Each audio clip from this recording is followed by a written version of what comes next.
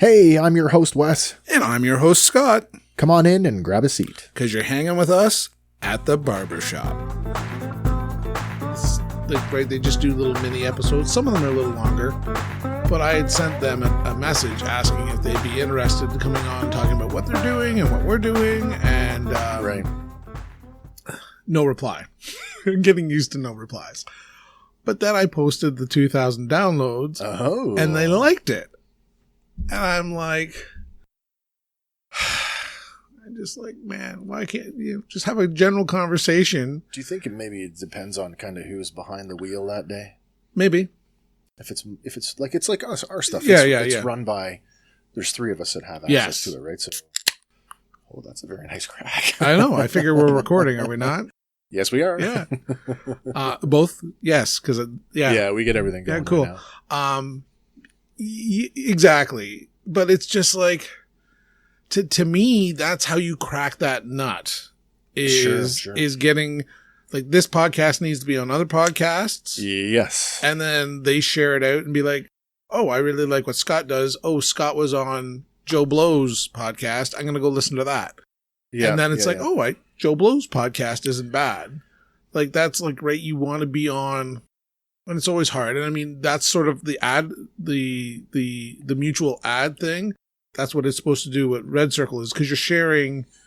So people that listen to what you're doing, they're hearing that ad for the other podcast. But being a guest, ideally. No, that's exactly where I'm at. And I've had this conversation with Andy where it's like, we should put more, we should give more attention to our advertising partners and really dig a little bit deeper on what they're doing because as easy as it is to say, oh yeah, these guys, they have similar subject matter, so they're reaching a similar demographic that we're trying to. Why would we not reach out to them? Why and be like, not say, hey, you want to come on our show? Yeah. Let's go on your show. Come on my show. Exactly. Yeah. This is what we do. No, I know. And then it's like, okay, so now you're on their podcast, and they can, instead of a quirky little ad, yeah, they can actually hear and see and get the nuance and be like, I don't like that guy, or hey, I'm actually going to go and click.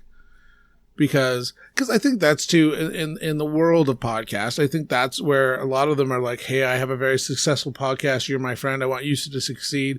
Man, come on the podcast a couple times. Right. Once people get to hear you, they'll love you like I love you. It's like pub games, right? You don't practice with somebody who's worse than you are. You always want to practice with somebody who's better than you are because that's the only way you're going to get better. It's the challenge. Right. So. Yeah, I don't know. It's interesting for sure.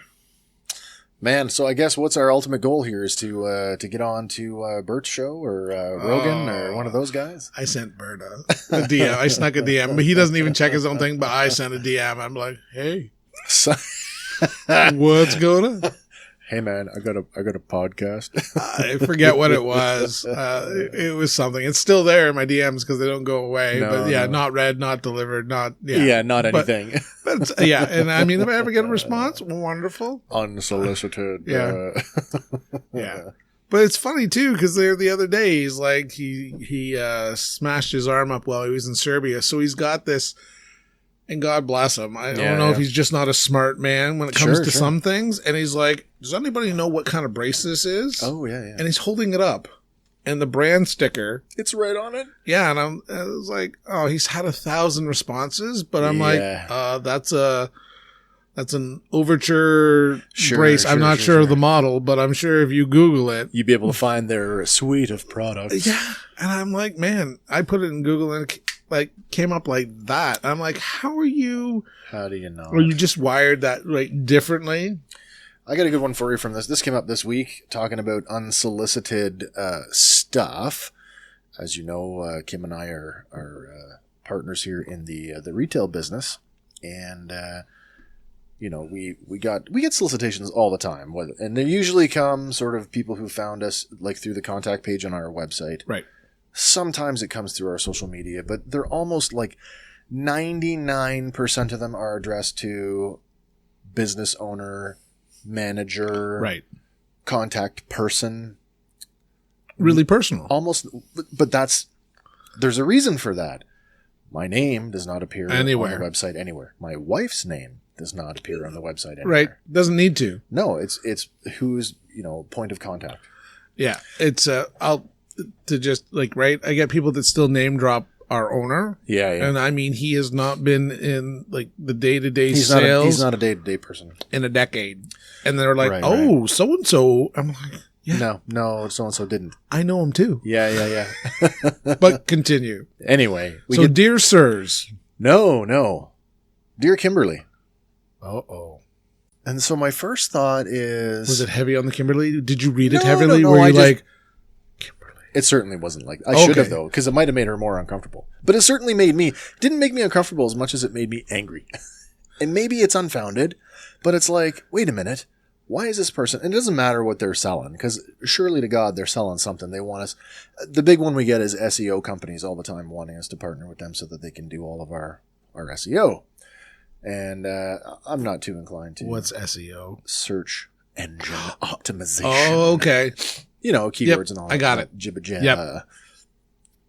So I'm like, wait a minute now. Now, even if I wanted your service, now, first of all, if I want a service, I will go and look for it. So, and I appreciate that as a business that's in sales, that it's your duty to get out there and sell. I get that. But when you name drop and you address somebody by name, whose name does not appear on our website in any way, shape, or form, my first question is, how did you get Kim's name associated with this contact information? And the only thing I can come up with is it was sold to them, which means we have very few wholesale accounts. Like I can count them on one hand, right? Which means there is only a handful of people that could possibly be responsible for this. You're Moneris. So that's another one. And so basically I wrote back as if I was Kim. Oh, hey, yeah, thanks for reaching out. And before I can decide on whether or not I want to team up with you and take advantage of any of your services, can you please let me know how you got my name associated with this email address? Well, did they reply? Not at all. So that tells me everything I need to know. There you go. Yeah, so I won't be partnering with them anytime soon. Huh. That is good. That's my unsolicited solicitation story. So, buddy. Yeah. We're going on a road trip tonight. Man, that's good. Who's driving? I don't mind driving. You don't mind driving. Now, as we get talking about road trips, there's definitely times I tap out pretty early. Behind the wheel. Oh, yeah. That's responsible. Yeah. Yeah. Of course it is. You wouldn't do something silly like that. Not anymore. No. So, but yes, driving there, 100%. Right? You've driven with me. I'm an okay driver. I've driven with you. You're a good driver. You can walk and chew gum at the same time. But again, as always, I defer to my wife's expertise when she wants to drive. Yeah. I have no problem with that. But I do most of the driving in our relationship too. So it's handy, right?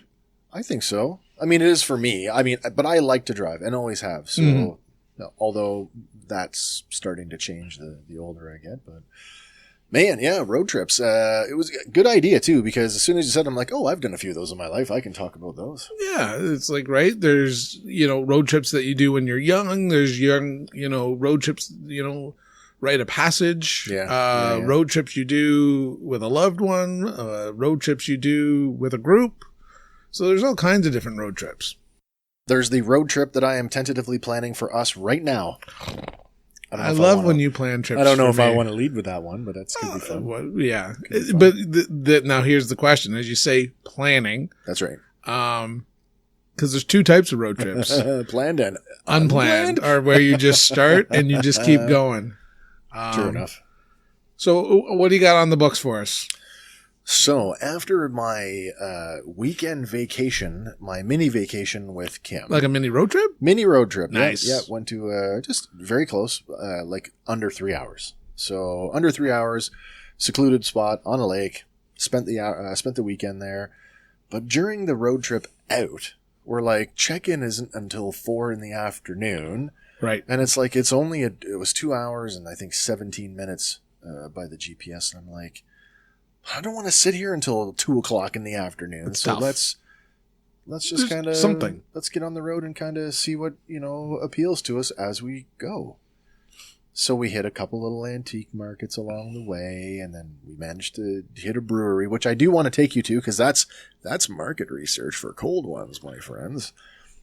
And we'll talk about that a little bit more later too. But part of that kind of sparked this idea of, wow, that, you know, this whole brewery thing, like, that's kind of cool. But then it's like, there's not a lot of breweries. Well, there are, but I mean, you got to find them. Yes. And that's the thing, is you got to go out and you got to hunt them down and you got to find them. And then, like, it's almost worth, like, going to this one that we went to on the weekend felt like advanced recon, right? Like, because when I got there, I sent you some photos. Yeah. This place, like, total destination. Like, right. They've done a very good job. And yeah. Like, that's the kind of place where when I was chatting with the owner and I said to him, like, you know, this is the kind of thing where I would consider getting a busload of my friends and we'd come back and spend the day here and drink all the beers and eat all the food. Yep. You know, like, there's no reason to go anywhere. No, if you can make a day of it, and as I'll say, well, as we progress into stories, as things get back to normal and everybody gets on the same page, I think, like, the one place we stopped, which was doing nothing exciting, but when she told us what they do when business is normal, it sounded cool. The prospect of going back becomes much more attractive. It does. Yeah, this is a place where it's like, I know, it's not like our local guy here in town where we can go down any day of the week, sit down, have a drink or two, take some cans and go home. Like this Quail's Brewery at Coldwater, Ontario, like, it's too far for us to just go there for a casual, right. We have to make it an event. But that just made us think about, you know, geez, you know, like, Kim doesn't drink beer. There was a time where she convinced herself that she was a beer drinker. That turned out to be a lie. Now, I'm curious, because you're seeing cocktails starting to be done with beer. Oh, yeah. So, like, it's this and that. And like it makes... Like your famous, your Dark and Stormy. Dark and Stormy. Which is a ginger beer. Yeah. Or my Tequila Sunrise, which you did not like. It's not the real it's the Tequila Sunrise with beer. It's the TikTok Tequila Sunrise. Can I call that, we call it the dirty Tequila Sunrise? Sure. So, look, right, shot of tequila inside a Corona and a little bit of grenadine, a little bit of orange juice, and a flip. And I quite enjoyed it. I personally did not like it. You're not a tequila guy. No, sir. Not at any level. But it's funny. As we were talking about, we've had quite a few different Mexican lagers this summer. So whether they've been Chihuahua from Old Dog or the Mexican lager from Fountain Falls Brewery, they've all been good. They've all been refreshing. And none of them, to my nose's recognition, smelled shitty like a Corona. Is that right, eh? I mean, I opened that bottle and I'm like, oh, I remember now. This is why you stick a lime in the neck, because it smells like... You didn't like it? Corona's always smelled like shit. Really? Oh, to me, always. Like, you get it about to here, and you're like... Sure. I personally, like, I'm a full-on... Like, it doesn't matter to me. If you... Lime? Ooh, citrus fruit in my drink? Sure. I love citrus fruit in my drink. You know, any drink for that matter, really. And it's not like that beer is being imported. That's... If you looked, I'm sure it's being brewed here in Canada. It's cold. It's carbonated. It doesn't need to be... But the nuance that you still have the smell of what it smells like down there... It blew my mind away when we've had 2 or 3 different good ones, and yet it's still just this summer, and yet rolling back. And that all those memories of this is why I don't like a Mexican lager is because of that smell and a Corona. Has it always been that way? 100%. Interesting. I do like a lime in my beer, and so there was a time where there was a summer I think I mostly Corona'd, and then it was like, oh, you like putting lime, and then everybody was making a lime flavored beer, right? So right, but yes, because then all of a sudden it was built into the beer. So I immediately switched out when Bud Light Lime came out. I'm like, oh, this is good, and I was on the Bud Light Lime for that was my drink for an entire summer, right? Then I'm like, what am I doing this for? So now I should say I'm too cheap. Maybe I'm too lazy to go and cut the damn limes, but that little green concentrate bottle, couple of drops in there, woo-wee, it works pretty good. So, back to Quail. Sorry, yes. No. So, this is the part of the show. We're at... Look at us go. Yeah. So, in Coldwater... If we were really driving right now, we just fucking flipped it. 100%. We're at Quail's. Kim doesn't drink beer, so it's like as we're standing in line, because it's done beer garden style. So Right. you get in the line, you go up, you tell the bartender, you read off the menu what you want, get a flight of 4 if you like, or get your glass full. And Kim is like, I'm not really a beer drinker. Is there anything else? And the girl said, we've got some ciders. And she's like, oh, what have you got? And she's like, we have this strawberry flavored cider. So she's like, oh, I'll try that. So she gets the strawberries, and it's canned. So I'm like, did they make that here? Did they buy that from somewhere else? Turns out they bought it from a local cidery that's north of Barrie. And so then we're sitting down eating our lunch, and she's drinking the cider, and she really likes it, which prompted us to like, hey, we should go to that place and get some more, Right. Get some more cans for you to go home with, seeing it's, Sunday afternoon and we have nowhere to be and don't have a timing to meet. So It's nice, isn't it? but as we're sitting there and we're talking about like, geez, we're pretty close, because like northwest Simcoe County, the next county over is Grey Bruce, and Grey Bruce is one of the, outside of Prince Edward County, Grey Bruce is like the apple growing sort of mecca of Ontario. So a little bit of map research, and there are 5 cideries within 30 minutes of each other. In fact, 4 of them are within 7 minutes of each other, up near Thornbury. Right. Thornbury. So And Thornbury is a cider. yeah. Yeah. So theirs is in. There is the Thornbury cider company in Thornbury, which is also a brewery. So that's a double win for us. One of them, Spy. Oh, I'll have to double check that. Spy Cider House is also a distillery, and they make apple-based spirits. Oh, very exciting. So I'm pretty interested to visit them to see what kind of offerings they Some have. Apple Jacks. Yeah. So we two went on a little road trip this week. We went to Prince Edward County. So we took off Such a beautiful drive. Very nice. Yeah. And the whole theory was we were in no rush. We had a hotel booked in Belleville. Right. I would have probably liked to stay in Picton, but I'm not quite a planner like you. And by the time I was trying to book something, they were very much full. Yeah. So a same day lunch, which you think would be, it's no problem. I can get lunch anywhere. No, not so much. No. So we took a very leisurely drive. Ended up going to Port Hope. Beautiful. And went to, as Andy said, made comment that was the fictional town of which for it, right? That's right. Yeah, and I'm like, oh, that's right, scary. We're actually talking about making a trip down there for Off the Path of Normal. Right? Is there some? Yeah. Oh, and sorry, I've spoken out of turn. That's not true. We may go down there for Fandom Power to get some photos for the prop episode for sets for set pieces, because apparently a lot of the stuff from the production is left over, because that's going to help promote tourism. Oh, that's cool. Yeah. Lindsay's got a few things like that. If you dig back far enough, Fly Away Home, maybe the movie with the geese. So that where the dollar store, so theater, dollar store, and then there's that empty lot, and that mural that's on that wall, that's left over. They did that for the film. I don't know. For a film. Yeah. For a film that I can't tell you're you. not going to tell me. And then when you know me, That's fine. I know that bit of knowledge. But it was in a movie. Yeah. And I remember that they kindly asked when Fantasia was there. Okay. That if they could empty out their windows because they used the shot scrolled down the street, and I think they rebranded it as an insurance really? office. Okay, but they had to enough. take the sexy lingerie mannequins out of the windows.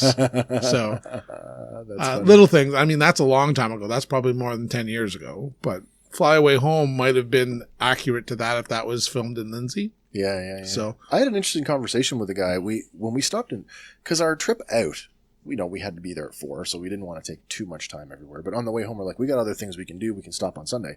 We went back to Coldwater on Sunday because Coldwater has an annual steampunk festival. really, They do.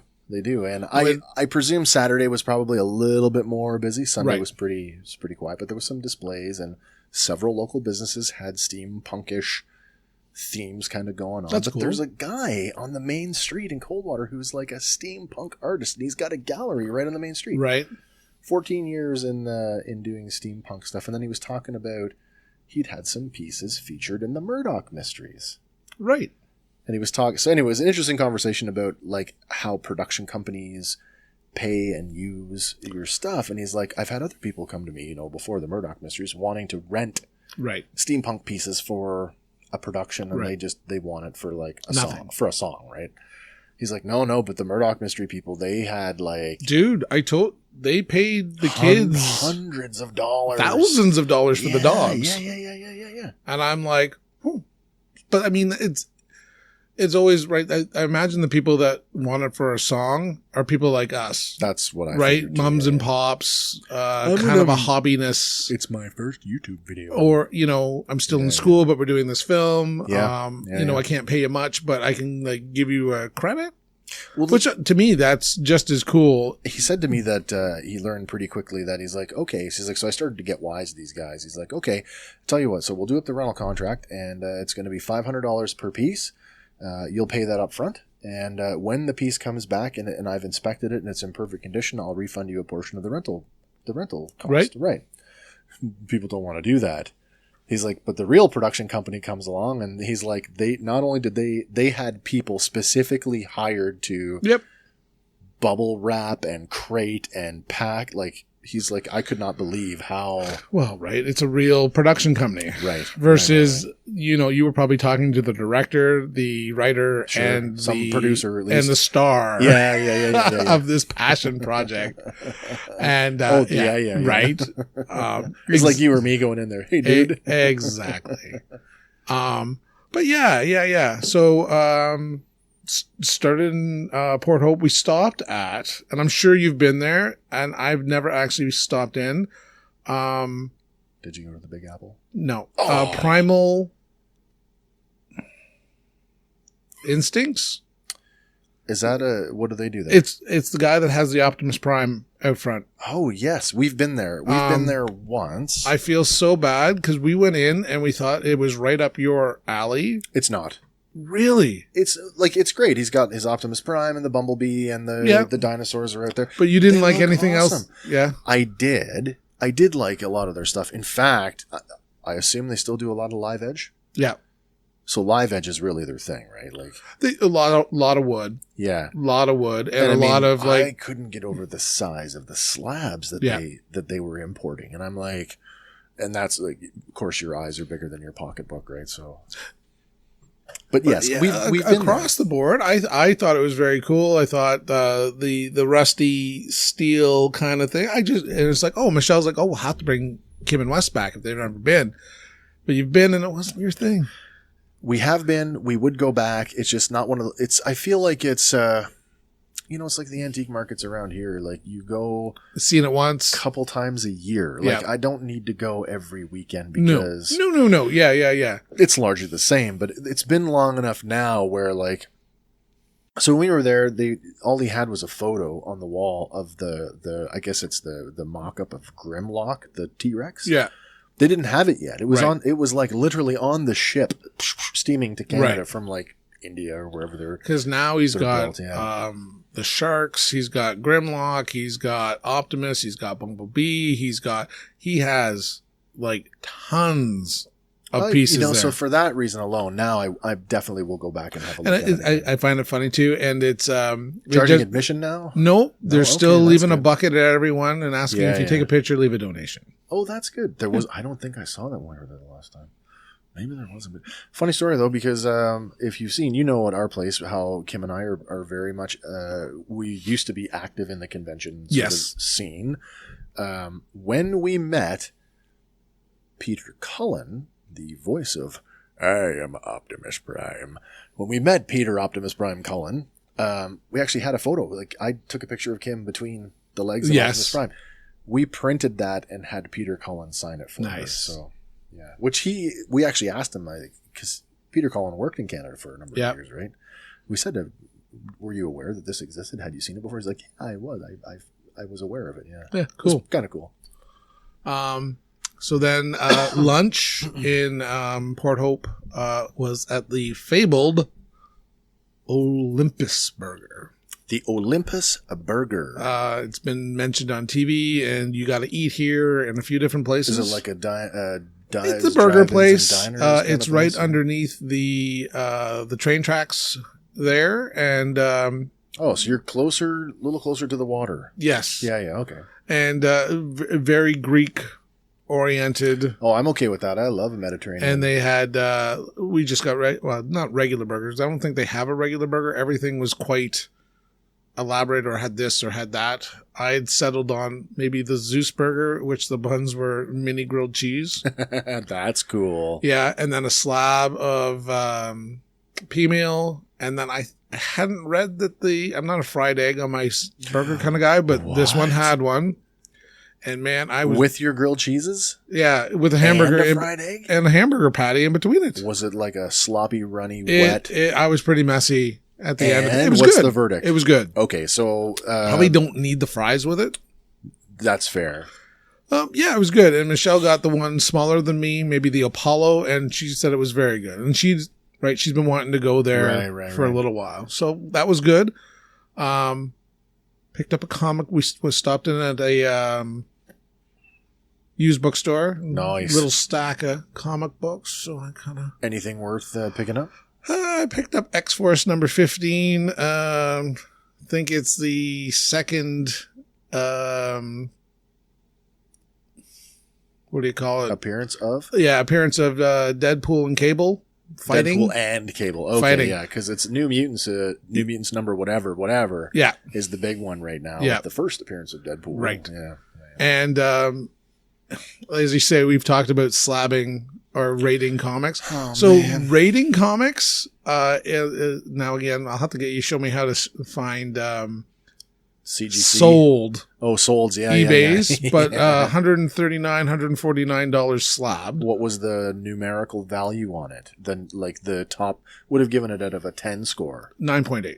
A 9.8. Okay, well that's definitely desirable because I don't think collectors really want, unless it's like, yeah, it's got to be 9.8. And he's like, I read an article. It was like 9.8 to 9.6 is hundreds and hundreds of dollars difference. Yeah. And he's like, I bought 3 comic books, all of the same price. I thought they were all the same quality. Sent them away. Yeah. Sold the 9.8s. And made $100 and broke even on the 9.6. On the 9.6. Okay. Still came out ahead in the end. But it'd be interesting, as I say, as anything, quantity is so the more you send to them to... It's just shipping alone, because you're paying a portion of, there's a portion of your grade essentially goes into their fees. It's pretty convoluted how they do it, which is, for me, I'm not a comic book guy, but even if I was, like the grading thing, like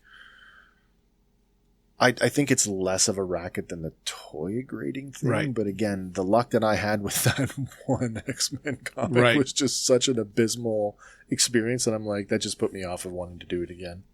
Yeah. So, and the end of the day, I bought it for $2. It's currently worth $6. Woo!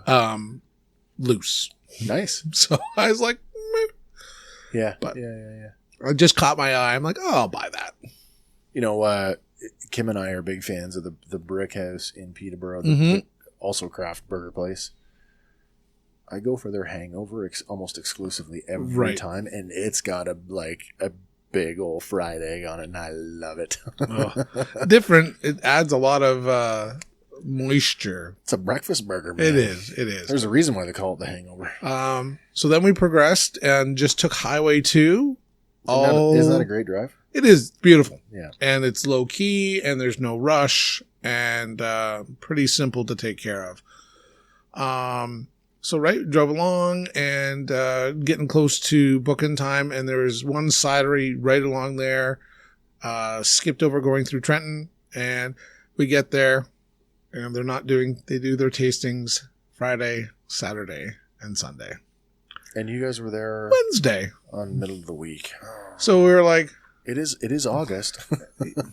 Can you not make an exception? I'm like, right. So kind of read about their ciders. I can't even remember the name of the place because, right, you didn't serve me. So now I'm in a different mindset. So patooey on you. And picked up a bottle of their Whiskey Jack, which is actually an aged cider. So that'll be interesting. Cool.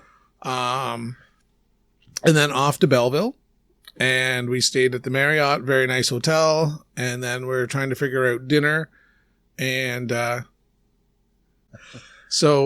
then we're thinking dinner. And I'm like, Michelle's like, well, do you want to go somewhere for a tasting? We still got a little bit of time. We can go get a couple beers and then go for dinner at somewhere traditional. Cause I wanted like a steak and kind of Belleville, you know, they've got a surf and turf place down by the bay. You've got, the one steak place wasn't currently open. Sure. I'm like, and Montana is the sort of the best steak in Belleville, and Montana comes up. They've and just got, what's that new, there's a new franchise they've got with Chuck's Roadhouse. Right.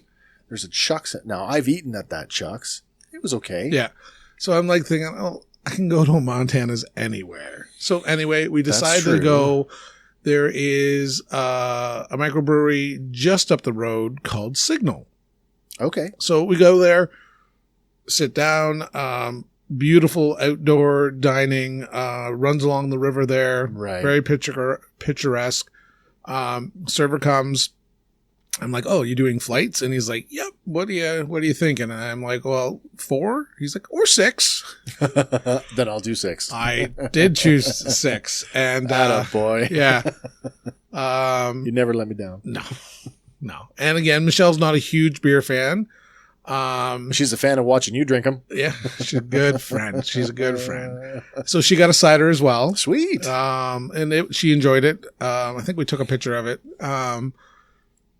So I said, oh, I'll share my flight with her. So I'll get 6. Yeah. And he's like, does that make her a beer terrorist? A beer terrorist. Yeah. I laughed. I was like, if you take my beer, you're a beer terrorist. So if you just were happening to reach over here and take my beer tonight, yeah, I would deem you a beer terrorist. I don't know if I like that term. Oh, okay. I think it's fine if it's somebody else. I don't think it's fine if it's me. You. Okay.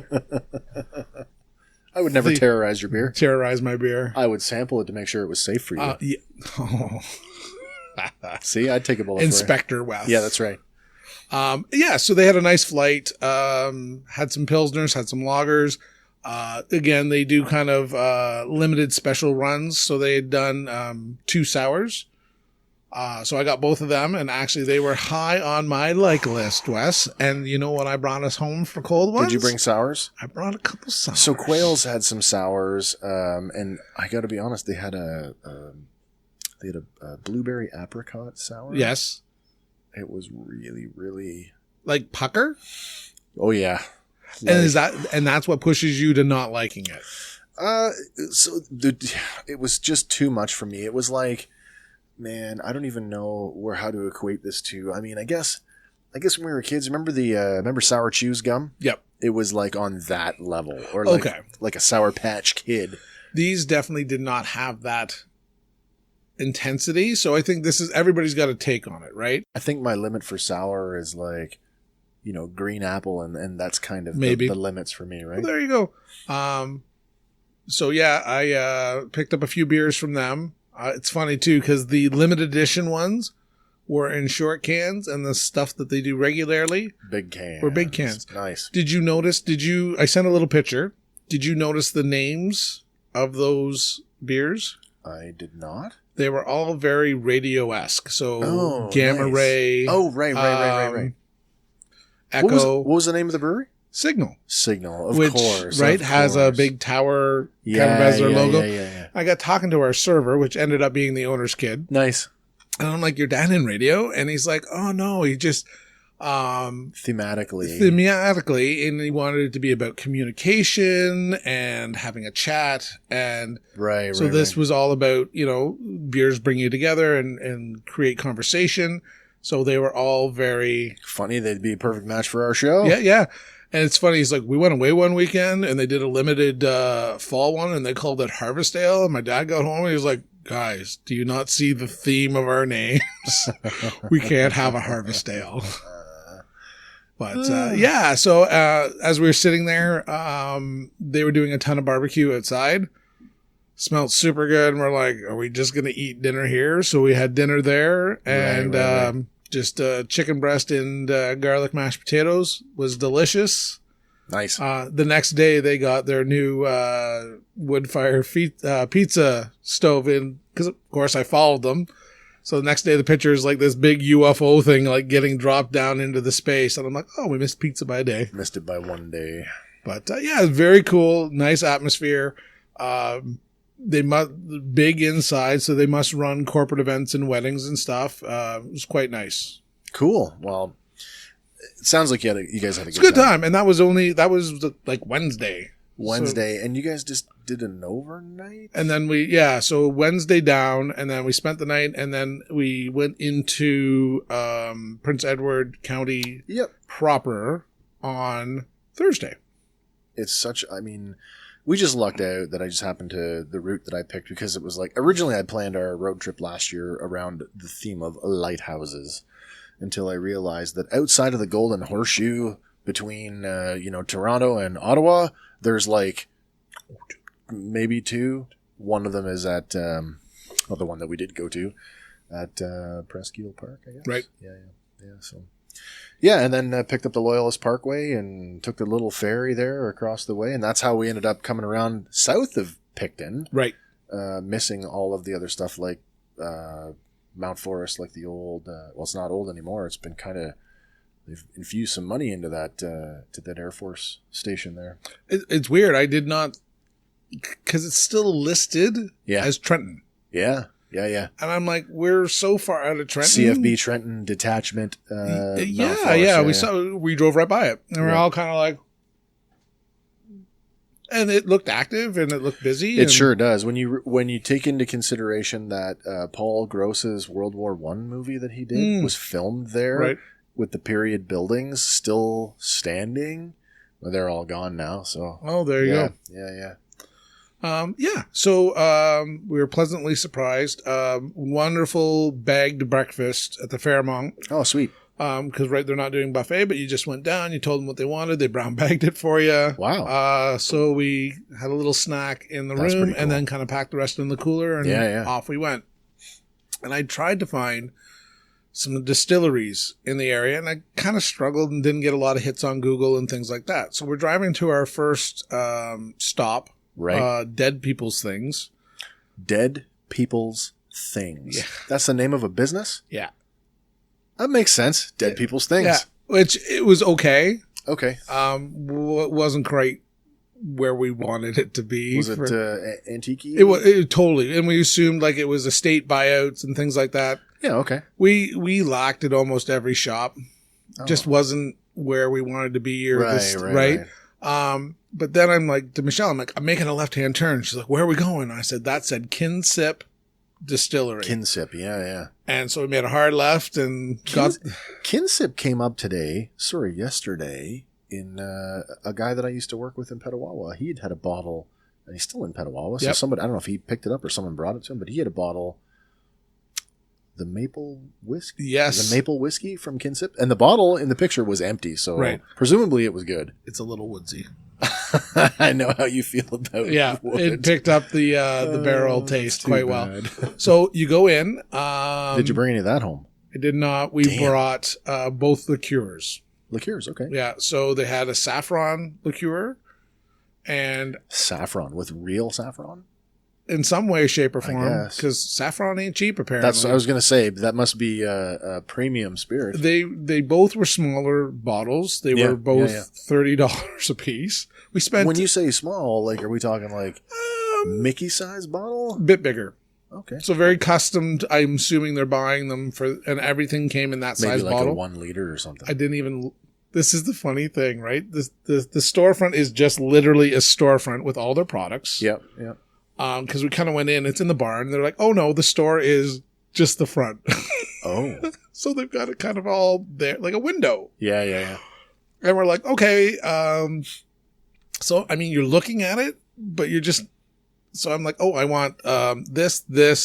They make their own bitters. So, cool, yeah. I'm getting ahead of my story, but we bought a couple bottles of bitters, and then we bought Bar bitter's a common ingredient for a lot of cocktails. And this is the thing, I'll work my story backwards, and then a simple syrup, but a concentrate of something else with a bit of flavor. Right.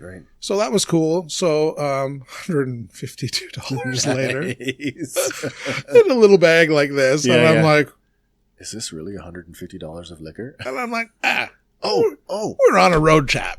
I wished I caught it. You get drinking with strangers, and suddenly you forget what you're doing or what you're talking about. Our neighbor at the lodge over the weekend, was from Mississauga, tells me that he no longer, for the most part, is also a rum drinker. So that we had something to talk about. Good. He had brought with him a 7-year Havana Club, and I'm thinking, where the hell did you get that? You can't get a 7-year Havana Club at the LCBO, and if you can, it's certainly not around here. Right. And if you could, not in a long time. No. He orders all of his liquor directly from Alberta. It's privatized out there, right. So it means more competition, right? Which means pricing competition. It means more selection, right? So and is he getting it cheaper? So yeah. He's like, you got to know your numbers though. Like you got to know kind of what the going rate is here in Ontario to know when to like pull the trigger. But he's like, stuff that's on sale, he's like, it's a no brainer. He's like, because once you, and I can't. This is the thing is like, and the shipping doesn't kill it. I can't remember the name of the website that he told me, but he's like, the way that shipping works, it's like. It's flat rate shipping. Right. So flat rate up to 6 bottles is one rate. And then 7 to 12 is another rate. So order 1, you're paying is the same as if you ordered 6. So you might as well order 6. Yeah. And he's like, and they have cheap stuff too. Like if you want like cheap wine or whatever to fill out your order. Right. You can do that. But he's like, you can order stuff from Alberta. And I'm like, maybe I should be doing that. Right. Looking for. And then all of a sudden you become a connoisseur instead of an alcoholic. Because to me, if you're at that point where but I mean, I am the guy that has a beer subscription. You are. And I mean, I'm, me, I spent stupid money on a bottle of liquor once, and I would spend stupid money on another one if I knew that I was going to drink it. So very cool. Backstory. So you get there, they have a tasting flight kind of thing. $15. Oh, good. 3 shots. A flight of how many for 15? 3 shots. Okay, 3 shots, yeah. And a cocktail. Oh, shit, that's good. So at the end of the day, you're getting 1 ounce of liquor for $15. Because you're getting split that up across. Yes, so you're getting which is it's responsible. It's absolutely responsible, but it's certainly not worth. So no one, but the cocktail was beautiful. Okay. And again, I would tell you, there's, in their opinion, they're selling a premium spirit. Yeah. So however you divide it, and they're making money, however it goes. Right. So you get a list of all their liquors. Okay. Pick 3. Oh. You get to the bottom. There's 3 signature cocktails. Pick 1. Oh. So I did whiskey rum and a gin. Was that like you did the same whiskey one twice? No. And a rum? They had 2 separate whiskeys. Yeah, okay. they had 2 whiskeys and a rum. Cool.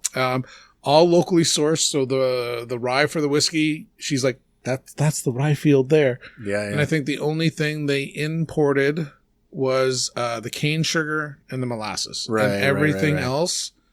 So they're using their own juniper berries for the gin. And I would tell you, however they're doing their darker liquors, the barrels definitely come through in all the flavors. They do, eh? And that's where you kind of go, Well, especially in just swilling it back as a shot.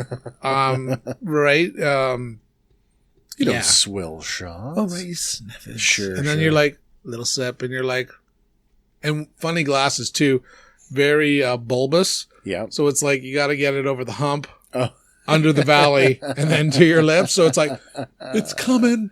It's coming. I got it. And you're like, oh. So. All that work just to be disappointed. Yeah. So all my shots, I would tell you, I didn't buy any. So okay. Michelle got their 2 liqueurs and a gin, and actually all of hers were very nice. Okay, cool. And she got the vodka mule, which was very nice. And I think I got the gin fizz. Gin fizz, which, okay, right, was very good. Yeah. And I liked her cocktail and my cocktail enough that I basically bought the ingredients to make mine. Oh, cool. So less the gin, but I've got a big old bottle of aviation. Yeah. Which I quite enjoy. Thank you, Ryan Reynolds. Yeah. Did you see his new movie?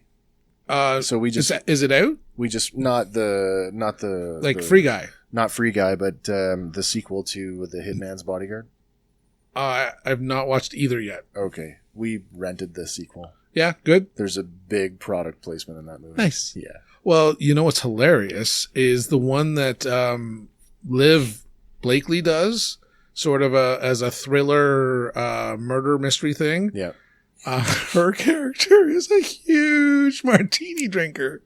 And guess what liquor she pours the entire movie?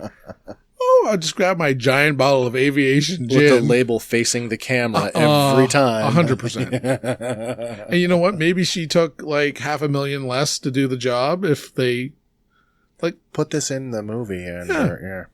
And I'm like, this is funny. Or maybe Ryan's a producer on it. Could be. Yeah. I think that's kind of how the I won't say that. I guess it's a wall, literally a wall of aviation bottles with a giant aviation sign landed in the movie. It's good. I'm like, how do you argue with that? It's good if product it's good, placement. If it's good, then sure, why not?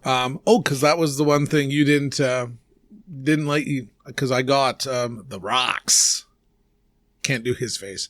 Oh, yeah. That was his tequila that we were mixing in the Coronas. Was it? Yeah. Oh, sorry, Dwayne. I can't do it, my friend. It tastes like tequila. Yeah, it definitely does. And if you don't like tequila, you're in trouble. Yeah, it's like your shitty Corona story. I don't know. Maybe, Sammy Hagar is a big tequila guy. Said if Cabo Wabo? The brand that made him a billionaire when he sold it. Yeah. He said if you don't like tequila, like if you're the kind of person, I guess, like me, who kind of turns their nose up at it, you are drinking the wrong tequila. So, I mean, like any other spirit, I'm sure there's good and there's bad. Yeah. And I'm just not discerning enough to know where that line is, I guess. As I say, I don't like my liquors to be woodsy. And it's like some people will be like, that's the best part. Right. So, that was like cool. My bottle of Johnny Walker Blue. Tastes like dirt. Tastes like a swamp.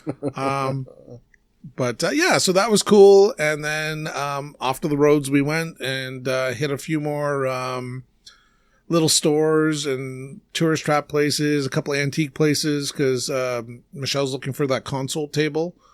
Thought we could maybe find it. Just struggled. So kept moving on, and then went to Lake on the Mountain. And they're split up. So Lake of the Mountain Brewery used to be right on Lake of the Mountain Resort. Okay. They've moved them down the road. And this is the one that looks, if they were open, so cool. So you go in, you can see the brewery through a big window. Right. Not currently serving any flights, but you can buy a pint. A pint? You can buy a pint. Like a full pint? A pint. Or half. Or she said I could split it and you could like share a pint. And I'm like, but I can't get a flight. And she's like, unfortunately not. But it's tapped. Yeah. I don't get it. I don't know. But either. Right somewhere that's their policy, and I'm not going to argue with them. No, I guess not. No. I'm like, when you're open, and she's like, furrow my eyebrow. Yeah, and she's like, sometimes we have live music here, and we've got the darts, and we've got like the shuffleboard table. They've got a cornhole thing. Cornhole. I want to buy a cornhole. The game. Cornhole. Oh, very good. All our American listeners know exactly what I'm talking about. You want to play a beanbag toss? Is that what we call it? It's cornhole. It's cornhole. You know what we could do? We could applique and have the Hanging at the Barbershop logo on one and have Sawcast or Fandom Power on the other. I could be aiming for your beard. Yeah, that'd be fun. So yeah. So sounds like they do lots of cool things there when they're open. So I blindly took her suggestion, and I think I bought their cream ale, their brown, and something else. So came home with 6 cans from there. Nice. Then we thought we'd go to the resort. for lunch. Not a chance. The traffic was lined down the road. These are people trying to get in. Yeah, and the parking lot was full, and I'm just like, oh my Lord. I actually thought that was when we were going up the road. We were in Coldwater and actually turned around by the time Kim discovered that there's this brewery down a concession road. So we had to go back. We had to backtrack a couple miles, which was fine. But there was road construction. Right. And I actually thought, because I'm looking at the GPS, I'm like, the pin for the brewery is like right there. We're talking like hundreds of meters. I'm like, is that the line of cars just waiting to get in the parking lot? Like, what is that? No, it was road construction. Right. But man, full when we got there. And it's an old farm. Nice. They have an acreage. I can't remember the number he told me. It's a few acres though. They grow their own hops. Right.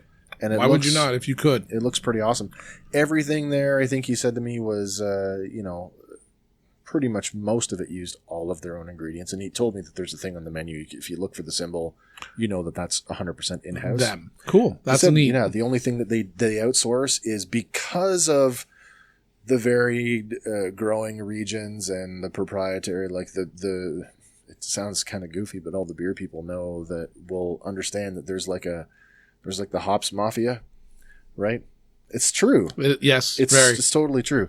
So some of the hops they have to buy because you can't call it that because that's, exclusive to this growing region or however it works. So yeah, some of the hops is brought in, but they make a shitload of their own. That's cool. Yeah. Total destination. Yeah. So then we drove across, I'm not sure if you're technically on the peninsula there, but from Lake on the Mountain over to Wampus. So went to the Wampus Estate Winery, which I thought I was getting barbecue. Yeah. And I got hoity-toity lunch, which was very good. $55 a plate. Oh, boy. Plus the wine. Oh, boy. Okay, but you don't do that very often. No. And this you committed and you did it. Yep. So, right. And very simple menu. So, right, you're picking a starter. Yep. You're picking an entree. You're picking a dessert. You get some bread with it. Okay. And then, it's a winery. So pick your wine. And we were like, do you just want to do the what was it? The one where it's kind of bubbly. Like the spritzer. Oh, like a sparkling wine. Yeah. That's sparkling wine. And he kind of comes over and he's like, oh, you both got the spritzer. And we sure did. Yeah. I like my candy wine. So lunch was very nice. We walked around the winery for a bit and took off to the next cider place. Yeah. So it was interesting. Get there, very busy, go in. Sort of not sure how they've got bars set up, but there's some young ladies already tasting there. There's another bar with nobody there. So the manager comes over and kind of talks about all the ciders. So we make a choice and she gets us a box down. And I think we came home with 12, I think 2 of, cool. So six ciders, 2 of everything. So, I mean, you brought back like a whole grocery trip. All we bought was fucking booze. George is like, did you buy anything else? And I'm like, I bought a wallet. But bought a ton of booze. But then, so we're listening. How much do you think their tasting cost? This is the $55 plate? No, this is, I can't remember the name of it. Because again, I'm not going to. You're never going back? No, and I might not. I haven't had their cider yet. But tasting. What do I get in the tasting? Do I get? I assume you get a taste of everything they have. Per person? Yeah. $100? Less. $50.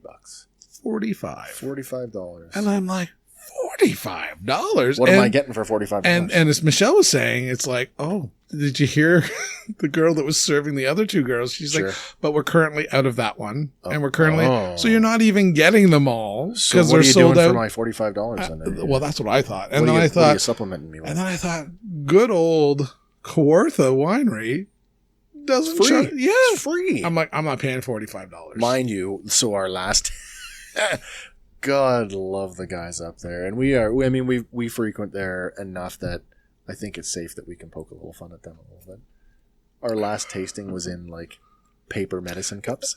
If that's what you got to do, and that was outside, so I would never complain. I think that's perfect given the conditions of the world. Because where else? We talked about this the other day at work today, and they're like, "Oh, they're serving it in." Oh, one of the girls work at Black Diamond golf course. Yeah, and they're serving everything in plastic. Sure, so they can toss it. Yeah, so there's no you don't have to touch it again. Yeah. So I'm like, right, if that's what John and them have to do out at the winery, I'll drink it out of a Pixie cup. If the tasting was $45, and maybe I don't remember. Do you remember what we paid for the moonshine tasting in the US? Did we pay? We had to have paid. Did we? Maybe we did. I had such a good time I don't remember. I don't remember either. So you know what? And there is the kicker. Because they were what, half ounce shots, maybe. And I mean, 13 of them. Yeah, and I mean for so that's what, 6 ounces? Can't be 6 ounces. They wouldn't have served you 6 ounces. Well, it's America. Maybe they would. They never did ask if we were driving. Because all you had to do is put your driver's license on down the bar, and when you're done drinking, take it away. Yeah. I don't know if we paid, but you know what? If I did, I enjoyed myself. I thought we did. I thought we paid a fee to do that. Would it have been minimal? I feel like it was. I feel like it was not enough. Because not only did we do that when we were done, we both walked away with boxes of moonshine. Well, I mean, I think if you price it where it's not attractive, right? And then it's like, well, if you price it less and make it more accessible, people are going to have it and know what to buy and buy more of it. Yeah. Versus, we were we bought a lot, but I mean, we were much more conscientious of what we were buying and didn't try anything outside of our norm. So what on the wine thing? On the cider. On the cider. Okay, right. Because we didn't taste anything, and I'm like, well, one of them sounded. I think they had maybe it's called Angry Orchard, and it sounded and sounded very similar to Kawartha's Russet. I'm like, oh, we like that. We'll get that. Yeah. The golden russet. Yeah, but I mean, they're award winners. They've got tons of golds and silvers, and it all tends to be named after the species of apple. Yeah, they're one of the places I was researching for our next road trip for another cider tour. They also have a golden russet, so I'm interested to see how that's going to go. But we'll have to do ciders one time. On cold ones. Yeah, I think that'd be definitely... It deserves, I think the Mexican lager deserves... Mexican lagers absolutely needs one. And I think we have to do ciders, or sours, because it gets some out of my beer fridge. Oh, just don't do that. I can't help it. You'll be fine. You'll think you have to pick the best of the worst. I'll enjoy that. You'll be like, I didn't like any of them, but if I had to drink one again, it'd be this one. Sometimes those are... And I mean, sometimes that review... of somebody that doesn't enjoy that beer means the most. Because that means that beer is the most baseline or the simplest out of what you try. Right. So, I don't like stouts, but I like this. No, you're right. Like, I'm not a stout drinker, but the breakfast stout that we tasted not too long ago was pretty good. My niece enjoyed it. I got her... bought her a beer to entice her to come on to the Scotty Doesn't Know, and she quite enjoyed it. So that was good. Sent a beer for her and her dad home to enjoy together. So we'll see how he thinks of it. But yeah. So we're talking road trips, but this, if you've been listening for the last 58 minutes, you'd think we were talking about anything but road trips. We're talking about booze. I think that, to be honest, most of my vacations or destination driving, that's what I'm going for.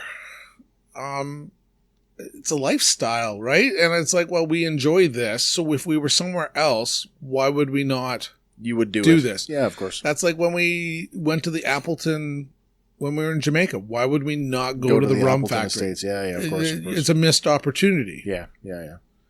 I was thinking, on the road trip thing, like how many road trips have you and I done?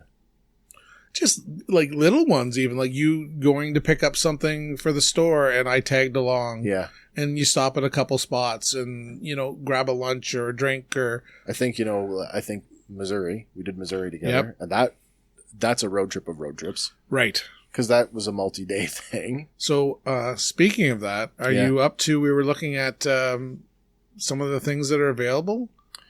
We're kind of on a moratorium until the United States decides if they're going to let 100%. But if the border is open, New Orleans. Did you time that one? Did you map that one? So the last time we looked at it when the border was open, it was new and it was booked solid. There is some space this year, nothing around Mardi Gras. No, but I don't think we were talking about that, whether we're past Mardi Gras. I don't know. Well, Michelle's like, you know what? The streets are full. I don't want to be jostled and hit. And right, just the way she is. She doesn't want to have to give up her beads. No, exactly. Maybe she just won't wear beads at all. Exactly. But beads. I mean, you can still go there and enjoy what it is. Yeah. Yeah. And they say January, February is the quieter time right before March, April, May, because I think Fat Tuesday is the Tuesday before Lent, right? Starts. I guess so, yeah. So Easter's traditionally in April. Well, I am not a naysayer to anything. I will consider pretty much anything. I think that'll come up here shortly, I think. Okay. So yeah. But we did Branson. Yep. Which is a cool road trip, except for the detour through St. Louis. Right. Which really put me off, but what can you do? It's funny because as soon as it's like, oh, you're getting kicked off the interstate. Okay, what do you do next? Figure out a way to get back on. In a hurry. Yeah. But I think that's always been the problem with St. Louis is that, and then when they ran into financial woes, the poor got poor and the rich got out. Right. And I mean, we looked at the numbers when we got home and saw like the population decline in that city, like in the tens of thousands over the last 20 years. Yep. So, but I mean, I think it's maybe having a bit of but I mean, it's such an uphill battle, right? Mm-hmm. But so I mean, I think you get that no matter what. When you go on a long trip and you have no clue what you're doing off the main road, is like right. You turn off in this town and all of a sudden you're like attending a clan meeting. You're like, oh. I did my first trip into the United States. I did by myself, and I was separated from my ex-wife, and I wanted to go visit my buddy that I met, who's just retired from the U.S. Marine Corps. We worked together overseas in Afghanistan, and it was always this invite, like, hey, when we get back to the world, come down and visit. So that's what I did, and I made the drive from my place in Angus, Ontario, so not too far away from here, to Winston-Salem, North Carolina. Cool. 14-hour drive that I did by myself. Left at midnight. So I got off work on a Friday or whatever it was. I got off work. I went home. I went to bed. I packed the night before. I woke up. I left the house at midnight. I was crossing the border at Fort Erie between 3 and 4 in the morning. Was clear sailing. It was a pretty cool trip too. And me being, rural Canadian kid, first time in the States, and I'm navigating by a GPS, and so it's like, oh, tolls. Avoid tolls. Not realizing that toll roads in the US are not like toll roads in Canada. But adds a lot of mileage, don't it? It does add a lot of mileage, but the things that I saw because of that, I drove through like miles and miles and miles of these like crazy looking vineyards in like upper New York State, which is beautiful. But then when I realized what I was really avoiding, I'm like, okay, I'll just pay the toll. And like you say, 15 cents. And it cut so much time off the it's funny, right? We were with you when we ran that toll. We threw the money in, the light never changed, so the light stayed red. That was maybe me and Michelle when we went to Florida. Oh, shit. So, right, it's like 15 cents or 35 cents. We throw it in, and it's red light and a green light. And you go when the light changes. I'm like...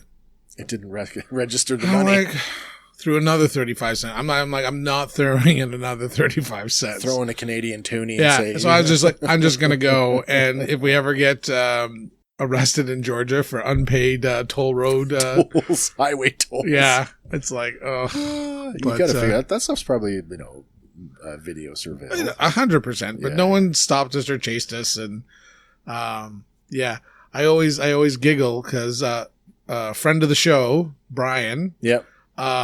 His mom, they went down to Florida all the time. And I think later in their life, they started to fly down more than drive down.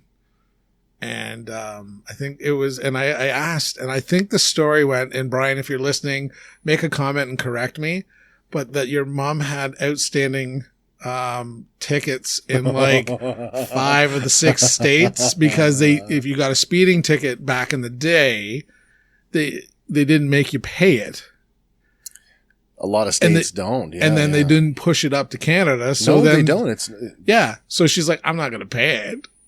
But it got to the point where it was probably wiser to drive or fly down over those states than to drive through them.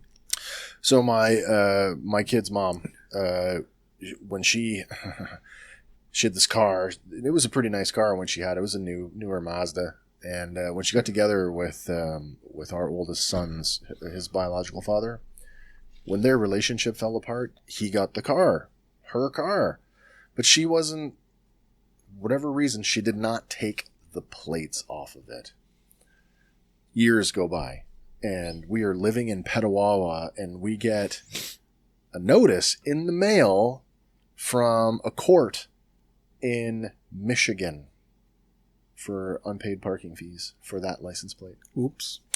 So I'm like, what the hell are we going to do? Anyway, the short version was we ended up paying it because that very thing would have happened. Because it said right on the thing, if you don't pay or you don't show up to fight it in court, they just issue a bench warrant, which means if you show up in the state, you'll be arrested. Right.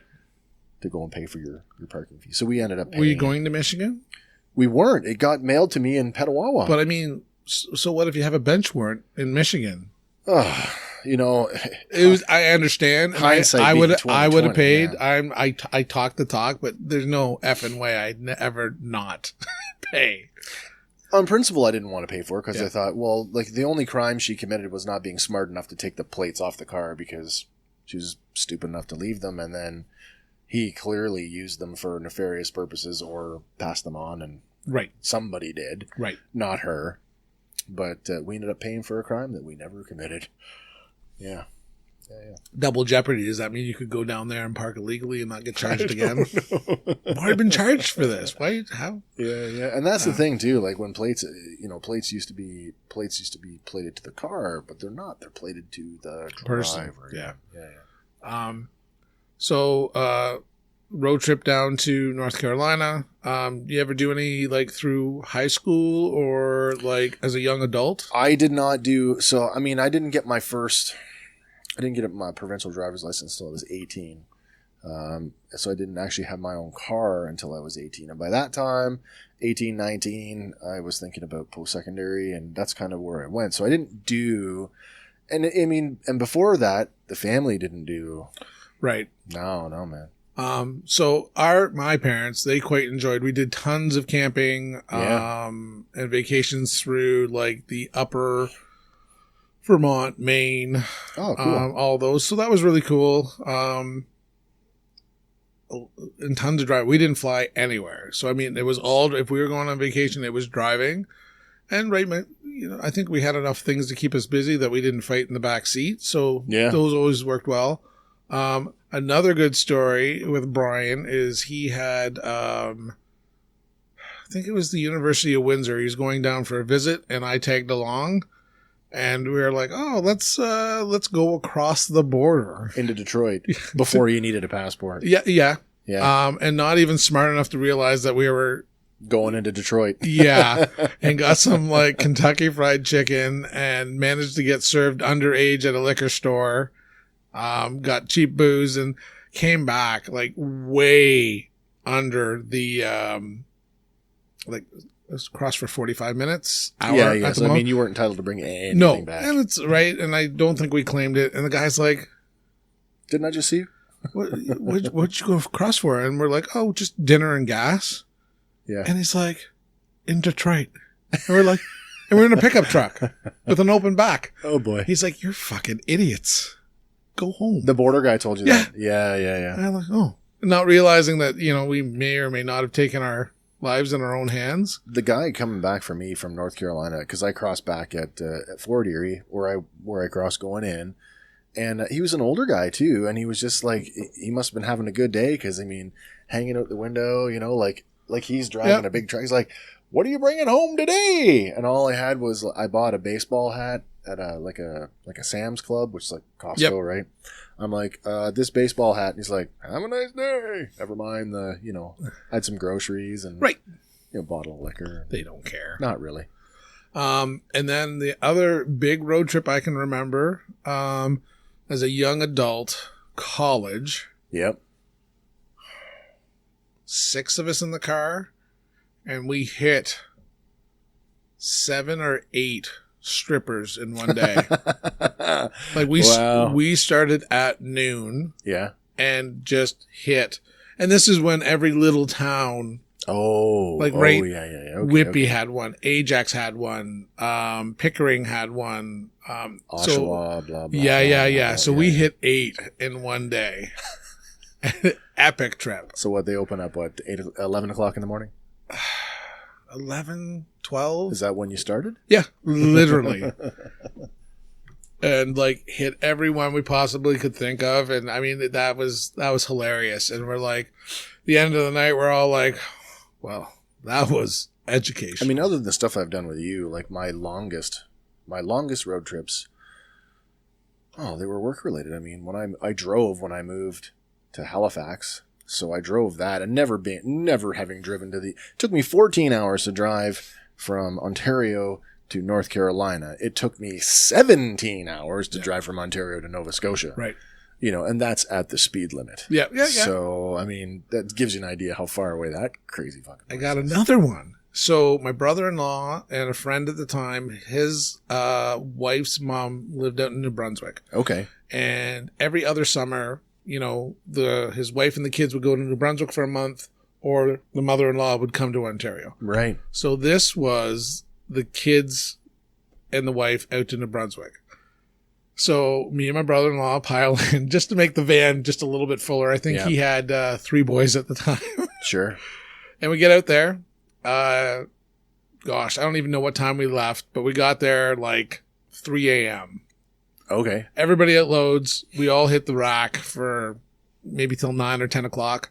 Wake up. Right. And our plan is that we want to have surf and turf when we get home. So go down to the market. And not that New Brunswick is really a seafaring wherever we were. They are. I mean, the Bay of Fundy is in New Brunswick. We're not even close to it, though. Oh, okay. But we go to the market and we get fresh lobster. Yep. And fresher than anything in Ontario. Right? It's still biting. Okay. Yeah. Pack it on ice. Get on the road and start heading home. So you've bought live fish in New Brunswick and you're bringing it back to Ontario. Yeah. I don't think that's a good idea. It worked. Okay. Lobster.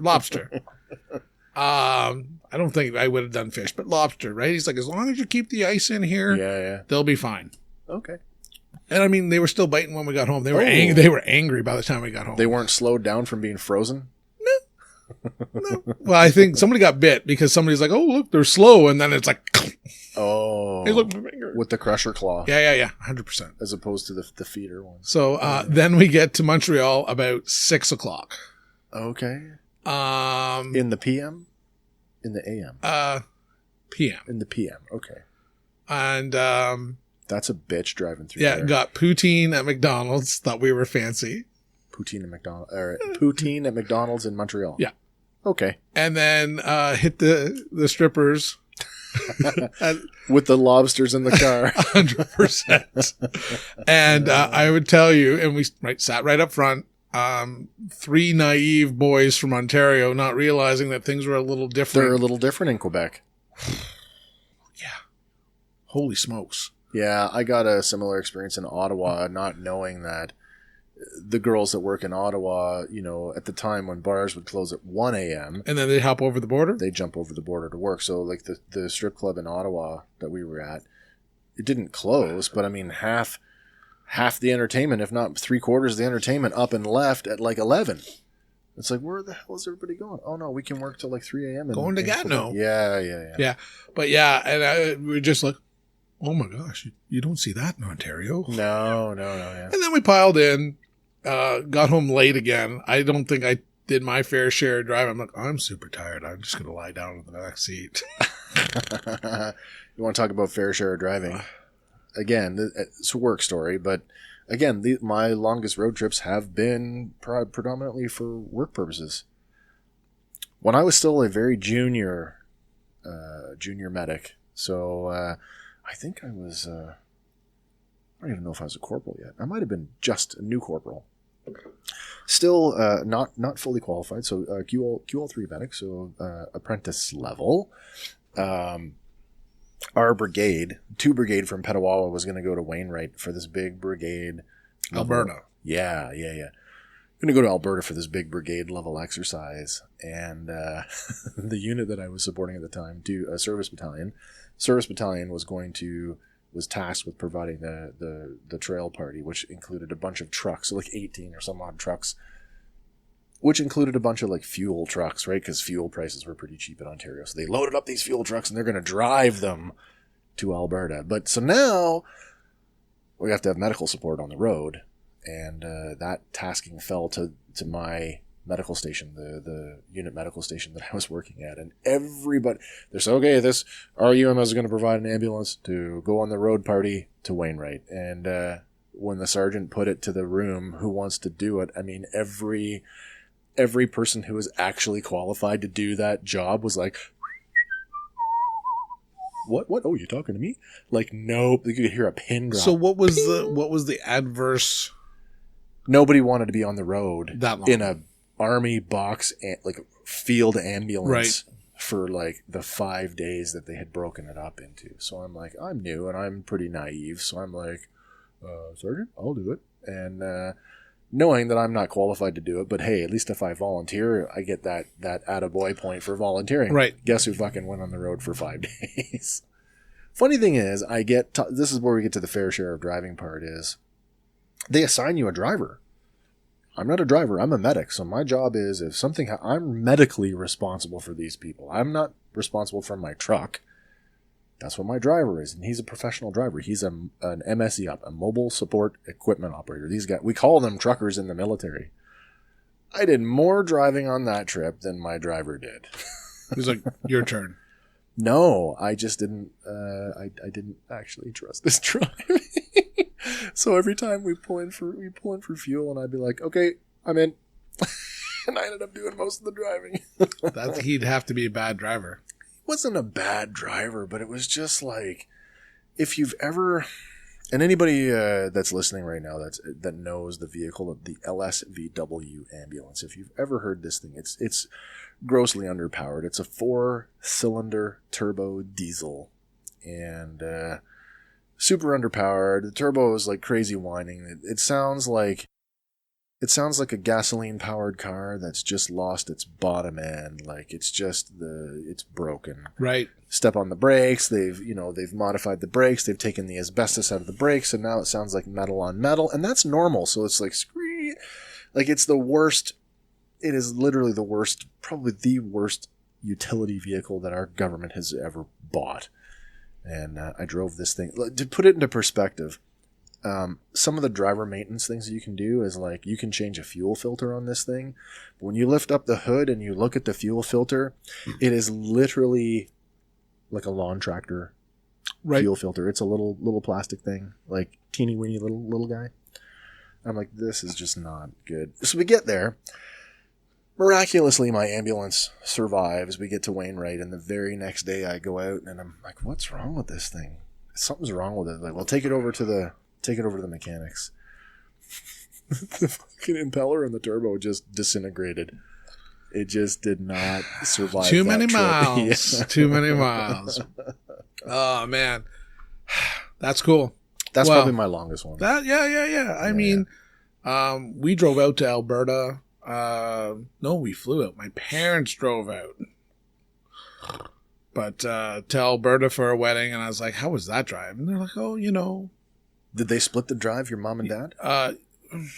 Probably my dad drove most of dad, it. yeah, Mom would have been driving back then more often, and they probably would have done it over 3 days. Yeah. Which, I mean, it was my vacation. I didn't want to waste 3 days driving because I would have done it solid just to get there. That's how I ended up doing. I just kept watching the GPS at the Nova Scotia drive. I'm like, we're in like just on the other side of the New Brunswick border, or Edmundston. And I'm like, we're really that close? It's only like a few more hours? Why would I stop? I drove straight through. Right. No, 100, right? It's 100%. That you get to that point, you're like, how far can I get? And then you're like, oh, it's only that much more time till there. Why would I not drive to there? Yeah. No, I think that's a lot of things. But, so we've talked a long time. Anything else you want to talk about? No, I think I'm good, No? man. So, we'll definitely go on another road trip. We'll have to do an update to this one. Oh, 100%. Yeah. But listen, we were actually talking, shooting the shit and being like, you know what? I wonder if anybody would want to come onto a road trip with us. So if you've got a good idea. Yeah, let's hear your road trip ideas because. It's just an idea. Yeah. An itinerary. And I know some people. Maybe we could make some mass transit decisions and we could have a little hanging at the barbershop absolutely road trip. Yeah. And I think that would be cool if you're a listener of any of our shows from Sawcast Productions. Make a little itinerary, and we like could. I said at the beginning of the show, I mean, your wife has her connections through the bus company. She still has her bus license, so there's an opportunity there. We could get the short bus. But yeah. If you've got ideas, or what your favorite road trip is, an hour away, a day away, or your big road trip, make a comment down below or send us an email and let us know. All right, guys. Well, that's it for me. I'm Scott. And I'm Wes. Cheers, everybody. Catch you later. Hey, thanks for hanging with us at the barbershop. You can find us on all your favorite podcasting platforms. Please like and share us on Facebook and follow us on Instagram and Twitter to stay up to date on all of our shenanigans. Hanging at the Barbershop is a Sawcast production.